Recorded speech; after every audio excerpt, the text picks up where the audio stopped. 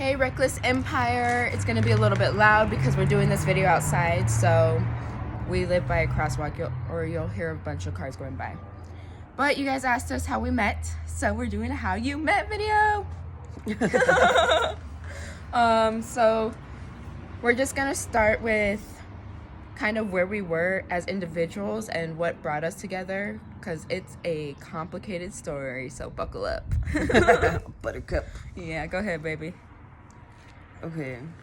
Like a How I Met Your Mom thing? Yeah. Well, okay, so technically we met through TikTok. Do you want to explain, like, your mindset? Like, what you were just going through and stuff? Like, what led you to TikTok? Okay, well, I was stuck in bed because I had just gotten in a car accident.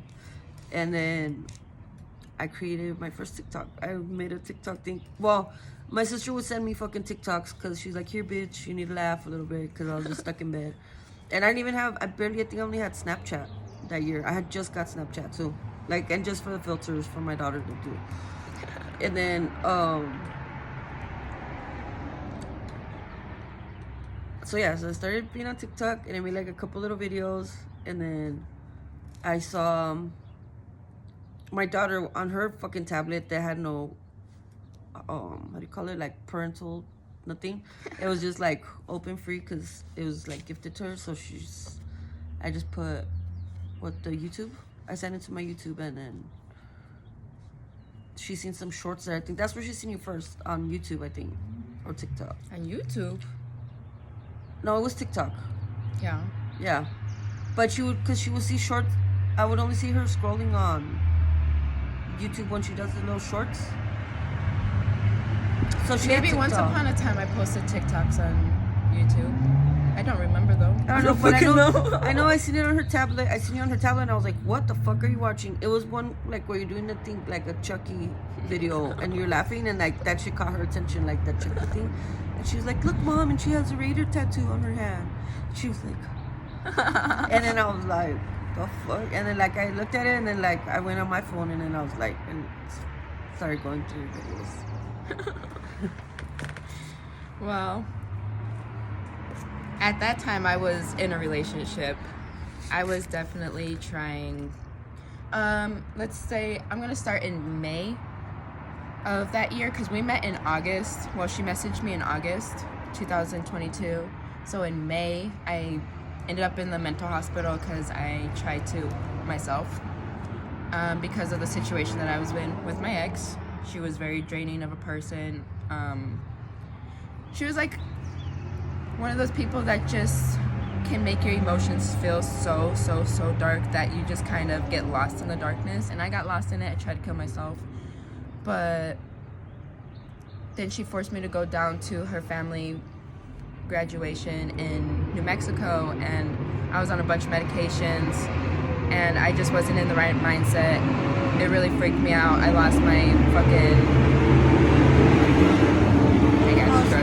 yeah, I lost a lot of myself in New Mexico, but I really tried to make it work because she was very pity me, my life is so bad, if you leave me I'm gonna do drugs again, if you leave I'm gonna do drugs again. Even though her family cared so much about her and I tried so hard to get her to realize that she was being a spoiled brat, it was just such a dark place. So anyway, we were trying to work it out, but I was trying to convince her to leave. Like, every time we fought, I had to drive her back to New Mexico, and it was draining, man. It was a lot on my financials. She didn't work. She just slept all fucking day long.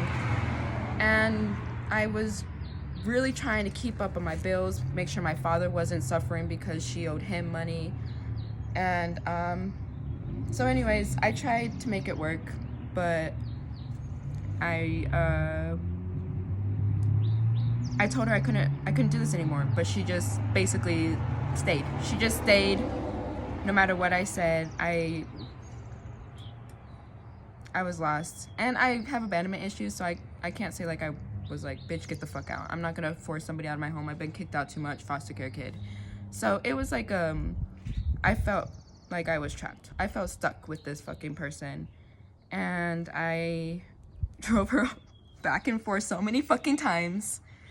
Anyways, I was definitely lost, and she reached out to me out of nowhere, August 22nd. I don't know. 2022. Specifically. It's because it's 222. So, it's 12/2/22. 12/2/22? Yeah, so it's 2222. But why 12? August. Oh, 8. Never mind, sorry. I did the math wrong. My mind is... Oh, fuck. Okay, so whatever. It's still 222. It was the 22 of the 22. Yeah, The she reached out to 22nd me day as a of the friend. 22nd. And I did tell her I was in a relationship, even though I wasn't mentally in that relationship. I was actually still physically in that relationship. Like, the bitch was still there.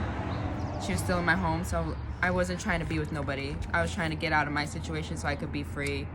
I mentally felt like I needed some space to focus on myself because I never do that.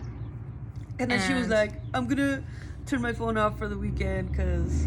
I didn't want to talk to anybody. I wanted to figure out if this relationship was worth it, but then the fucking bitch ruined it in the first 5 seconds. I couldn't even fucking talk to her anymore, and I was done. Like, I just wanted to go home. But we were stuck in Sholo, and all she did was complain. I spent so much money. I got fucking cheese, wine, fucking, or not wine, the mimosas. I got fucking flowers. I rented the fucking cabin. I tried so fucking hard, and this bitch complained about everything the entire fucking time.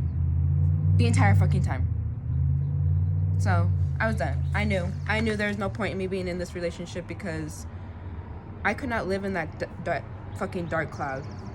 And I tried to convince her to go home, and I made my father drive her home. And I told her, like, you know, maybe it's just wrong time, wrong people thing, because I was like, the best way I could get her to leave was thinking that we was still gonna try to work it out. But I'm like, I try to tell you I'm done, man. I don't know what else you want from me. But then she asked me to come up to California like the next week. Yeah, like a week later. She's like, come up to California. And I was like, fuck it. Because, like, honestly, I'm not good at making friends. And I love California. I wasn't expecting anything. I definitely was not ready for no relationship. I didn't want to be in no relationship. But I did instantly feel like a click when we met. Like, I was instantly attracted to you, of course. I got too high too fast that day. She got really high. I was so nervous. Because you were stupid. Listen, I drove 6 hours because, okay, first of all, I get off of work 3 o'clock and I'm like, listen, I'll come up right now to California. She's like, do it. No, don't do it. Really? You're going to do it? Nah, don't do it. Really? Do it. Don't do it. And so I'm like, oh my God. 3 hours later, sitting here in my car smoking, like, if you don't tell me to come now, I'm not coming. I have to work tomorrow. No, I think I was off, huh? Yeah. I was off tomorrow, so that's why I went up there. But I was like, just tell me, man. And so she took forever to tell me. So I was fucking tired driving up there. And I'm like, I'm just gonna stop at the hotel and we can meet tomorrow. She's like, no, come to my pad, blah, blah, blah, blah, blah. You want to tell them what happened when I came to your pad? When I rolled up to her pad and she got too high, and I left my keys and phone in her room that she shares with who? Her ex. But she lives on the other side of the house. Yeah, well, she lived inside the house when she fucking came out to try to fucking fight me. No, that's why she came out of the other side of the house. Yeah, the point is she was there. So I could have met her at the hotel. We could have avoided all this drama. We didn't need to rush shit. We could have had our life made in fucking California. But I felt like I fucked up their life because then the bitch freaked out and started burning her shit and kicked them out. And now I felt like I just made a child homeless. So I had to fix my mistakes because I literally could not live with myself if I knew a child was on the streets. So I just brought them home. Like, it was the third time I went up to California. Yeah. When you guys finally came down. She's like, let's go on a road trip. Because there was no way I was going to be able to afford, like, 2 places. Like, I needed you to be where I could obviously afford it. Here, baby. Behind the back shit. Behind the back shit. I don't know.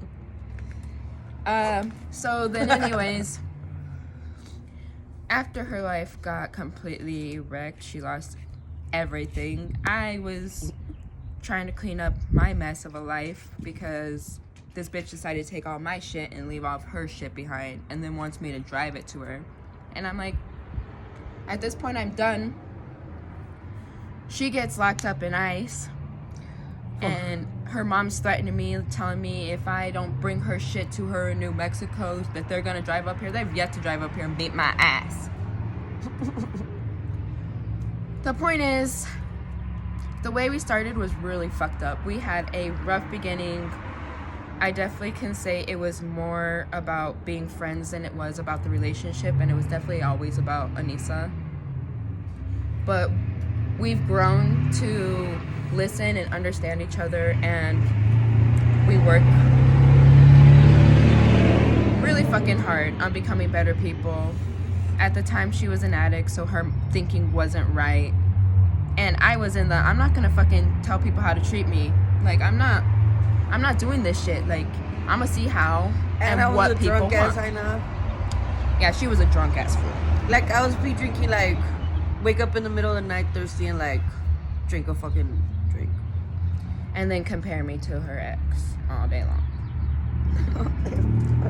I love you, baby. I'm just saying, being drunk and on drugs, that shit sucked. I went through a lot of shit for this relationship. And I put her through some shit too. So we've been through our ups and downs.